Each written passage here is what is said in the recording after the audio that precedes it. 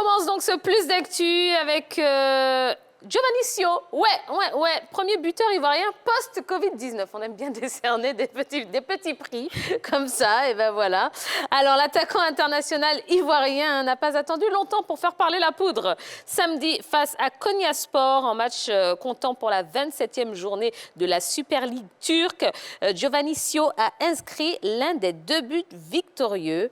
C'est le premier ivoirien buteur après la pause due au Covid-19. Il totalise désormais 10 buts. Alors, c'est bien. Qu'est-ce que vous pensez de cette performance et de cette saison de notre compatriote Giovannicio? J'avoue que je ne suis pas bien sa saison du côté de la Turquie, ce garçon. Mais je suis heureux de savoir quand même qu'il participe à la victoire de son équipe. C'est bien de revenir et d'être dans une bonne dynamique par rapport à tout ce qu'on lui connaît sur ces derniers temps. Un garçon avec qui on avait beaucoup d'espoir, mais qui malheureusement restait un peu en dedans. J'avoue que c'est une belle surprise quand même de le voir porter bien son équipe du côté de la Turquie. Yellow? Comparativement à sa saison en Ligue 1 où il était avant d'arriver en Turquie, je pense qu'il est plutôt très décisif dans sa saison en Turquie parce que, comme vous l'avez dit tout à l'heure, il a marqué 10 buts, ce qui n'était pas évident en Ligue 1 française. Donc, pour moi, c'est un Ivoirien à saluer, à féliciter. Voilà. Alors, Giovannicio, qui était considéré comme l'un des grands espoirs du football ivoirien, pourtant son parcours n'est pas un long fleuve tranquille, comme dirait l'autre. Oui, mais c'est vrai, vous avez parfaitement raison. Depuis son départ du stade rennais, j'avoue qu'il a disparu un peu de radar parce qu'il avait été très bon comme Yelo dans le championnat de France. Et puis, c'était un vrai espoir, ce garçon-là. Je pense qu'il a joué dans toutes les catégories de jeunes de l'équipe de France, moins de 16, 17, 18 ans avec l'équipe de France. Ensuite, il a intégré l'équipe A des éléphants de Côte d'Ivoire. Il avait fait une action en Coupe du Monde qui avait amené, je crois, un pénalty ou un but qui nous avait éliminé. Et puis, depuis, il a disparu. C'est dommage pour lui. Ouais. C'est un très bon garçon qui a joué en Espagne, en Allemagne, en France. Donc, qui a un peu une bonne dose d'expérience, mais qui, malheureusement, sur la continuité, à mon avis, n'a pas rempli les espoirs qu'on avait placés. Exactement. C'était un pénalty qu'il avait provoqué en 2014. Il n'a pas disparu, il était en Turquie. Il était caché dans un coin pour apprendre le turc. C'est trop difficile. Bizim, Kissir. Moi, je me suis mis à l'apprentissage du turc. Kanigi Ouattara, vous connaissez ce joueur, Giovannicio? Oui. Est-ce que vous pensez qu'il a sa place dans l'équipe nationale? Oui, c'est possible encore. Il faut lui donner la chance. Parce qu'il pourrait rester à l'équipe nationale de France. S'il a choisi de jouer et de défendre les couleurs de notre pays. Donc, il faut lui donner encore une seconde chance. Ça. Non, mais après le pénalty raté aussi, il faut dire qu'on ne l'a pas véritablement soutenu et on l'a laissé. Non, provoqué, pénalty provoqué plutôt, on ne l'a pas véritablement soutenu, on l'a laissé pour compte. Donc revenir encore en sélection, ce ne sera pas véritablement... On avait mal, Mon frère, pardon, il faut venir. C'est vrai, on avait mal, mais il faut revenir. On a besoin de toi. Oui, mais est-ce que l'entraîneur l'a appelé? Voilà. C'est ça aussi. Comme il vient à peine de commencer, il a commencé à marquer, donc on attend. Voilà, il n'a qu'à marquer pour le deuxième match aussi. Sinon, c'est un bon joueur. Moi, je le connais bien. Particulièrement, on a de très bonnes relations. Et alors, il n'a pas fait exprès pour provoquer le but, le pénalty. Il n'a pas fait exprès. Il pensait juste à sa relation amoureuse. C'était vraiment difficile. À un moment donné, il faut qu'on se dise la vérité. Arrêtez. Bon, d'accord, je n'ai pas le plus. D'accord, très bien. Et bien voilà, donc bravo à Giovannicio. On va suivre ce joueur de très très près, comme d'habitude, ne vous inquiétez pas. On continue donc le plus d'actu. On parle du top 10 des meilleurs milieux de terrain de Première Ligue. Oui, le média anglais The Sun a initié donc un vote pour désigner les meilleurs milieux de terrain de l'histoire de la Première Ligue. Et au terme de ce vote, un top 10 a été dévoilé. À la 7e place, on retrouve Yaya Touré. Mais voyons le top 10 dans son intégralité, oui, et le top 10 des meilleurs milieux de terrain qui ont marqué la Première Ligue, et c'est avec Dorgelès Kofi, comme d'habitude. Oui. Salut Danjo. Salut Tia. Bonsoir la famille. Bonsoir M. Ouattara. Bonsoir. Eh bien, Tia, aujourd'hui, la direction où? L'Angleterre. Eh bien. Hello Dorgelès. Hello Tia. Oui, est-ce que je peux saluer Dorgelès aussi? Hi Dorgelès. Bon, ça c'est un nouveau truc que j'ai. Merci beaucoup. Allez, Tia, on va regarder le tableau. En première position, nous avons l'ancien joueur de Chelsea, aujourd'hui entraîneur Frank Lampard, 177 buts et 102 passes décisives. Deuxième position pour Paul Scholes, l'ancien de Manchester United. Troisième position pour David Silva, le joueur de Man City. Steven Gerrard, l'ex-capitaine de Liverpool, 120 buts et 92 passes décisives. Cinquième place pour Fabregas, sixième place Kevin De Bruyne, le joueur de Manchester City. Yaya Touré en septième position, 62 buts et 32 passes décisives. Huitième place pour Juan Mata, le joueur de Manchester United. Neuvième place, Santi Cazorla. 10e place pour Luka Modric lorsqu'il évoluait du côté de Tottenham. 13 buts et 15 passes décisives, Tia. Thank you very much, Dorgelès. Thank you. Kanigi Ouattara, quand vous regardez cette liste, vous êtes d'accord ou vous auriez fait quelques ajustements? Bon, je suis d'accord, hein. Je pense que ce sont les spécialistes qui ont regardé. Ils ont fait leur choix. Oui. Bon, Yaya en 7e position. C'est un monsieur vraiment... Il mérite, hein. Il mérite sa place. Oui. Parce qu'il donne des caviars au cours des matchs, là, donc c'est bon. Ouais. Yellow?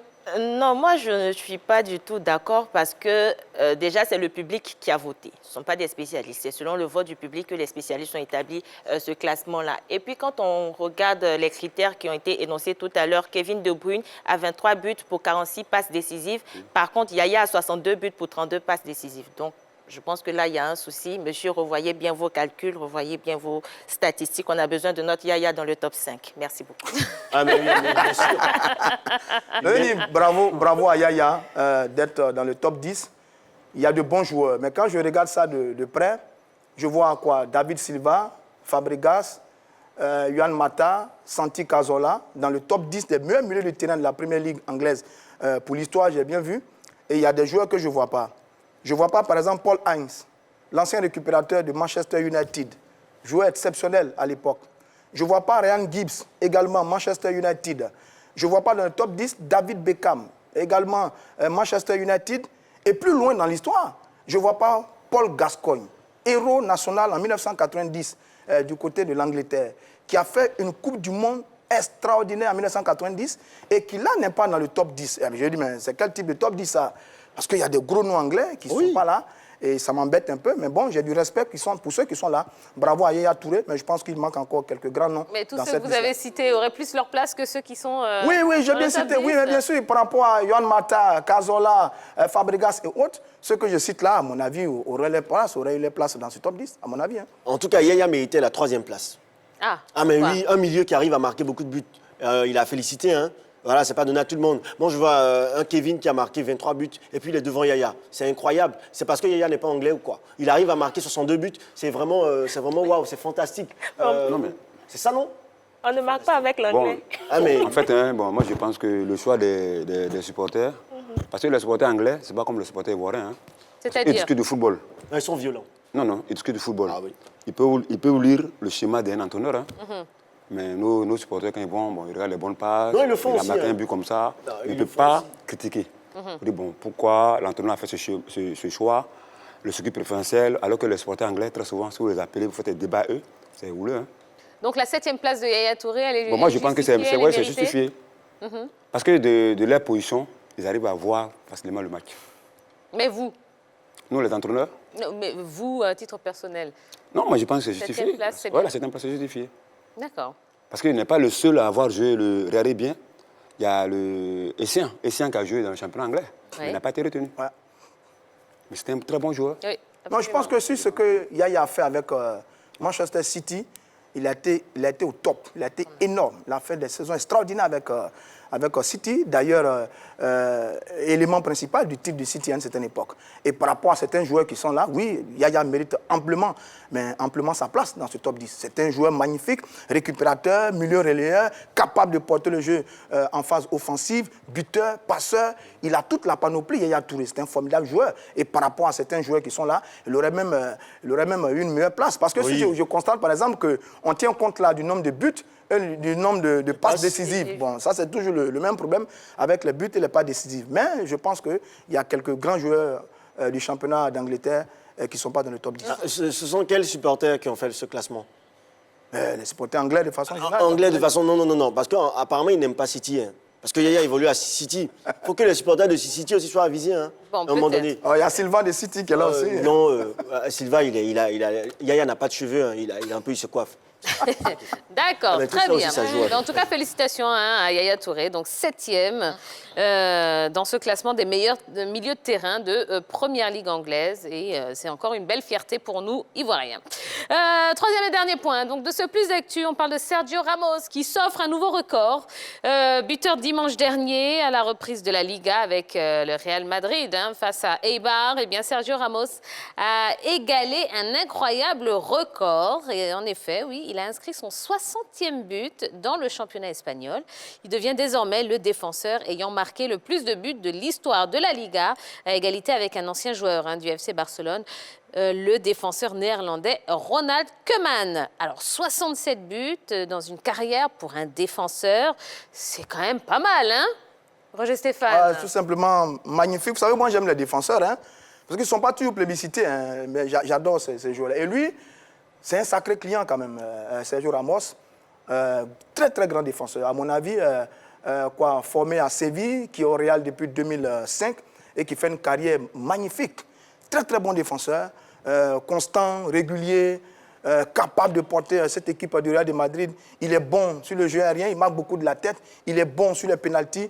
C'est vraiment le joueur qu'il faut dans une équipe. Quand vous avez un garçon comme ça dans votre défense centrale, dans la défense axiale, c'est l'assurance, c'est la sérénité. Et Sergio Ramos, à mon avis, il fait partie des meilleurs. C'est un joueur magnifique, tout simplement. Effectivement, il est très bon. Il est beaucoup polyvalent. Il est bon. Et moi, j'aime les joueurs qui sont beaucoup polyvalents. Il mérite de jouer à la SEC ou bien à l'ESOA. C'est pareil avec sa taille là. On a compris, on a compris. Mais pourquoi pas? Allez, Sergio Ramos, quelques stats hein, sur lui, sur le grand joueur qu'il est. D'Angeles Kofi arrive une fois de plus, arriva. Oui. Oui. Bon, Jojo. Oui. Hein. Allez. Qui a, depuis ses débuts en Liga, Sergio Ramos a connu que 2 clubs, le FC Séville et le Real Madrid. Regardons ce que ça donne en chiffres. Avec le FC Séville 2004-2005, 3 buts en 50 matchs. Avec le Real Madrid depuis 2005, 92 buts en 641 matchs, toutes compétitions. Eh bien, ça fait 95 buts en 691 matchs joués. Hala Madrid. Tiens. Pas supporter. Sergio Ramos peut-il être considéré comme le meilleur défenseur central au monde, Kanigi Ouattara? Bon, on peut le considérer, mais je pense que concernant les buts qu'il marque là, c'est là au coup de situation standard. Le coup de pied arrêté. Oui. Quand il y a le corner, il y a le coup franc. Oui. Voilà. Parce que quand le match est très souvent équilibré, qu'il n'y a pas de but, bon, très souvent un entraîneur pourra travailler ce côté-là pour faire la différence. Oui. Donc je pense que Zidane a bien réfléchi, en le gardant dans son staff toujours. Puis bon, c'est un monsieur qui est dû sur l'homme. Il était dû sur l'homme, il est caractériel.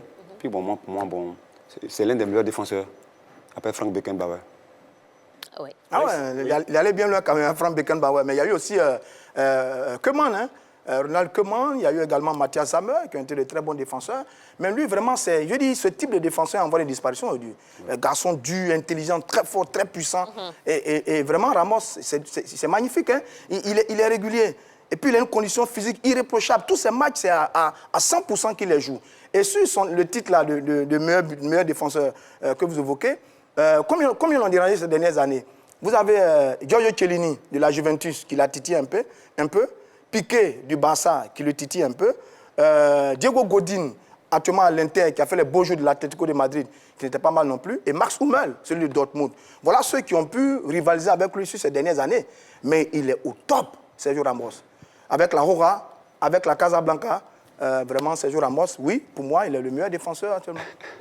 C'est vrai qu'il est au top, difficile à battre au 1 contre 1, mais il est le défenseur qui a le plus de cartons rouges pendant la Ligue des Champions. Donc, il faudrait revoir ça aussi. Quoi.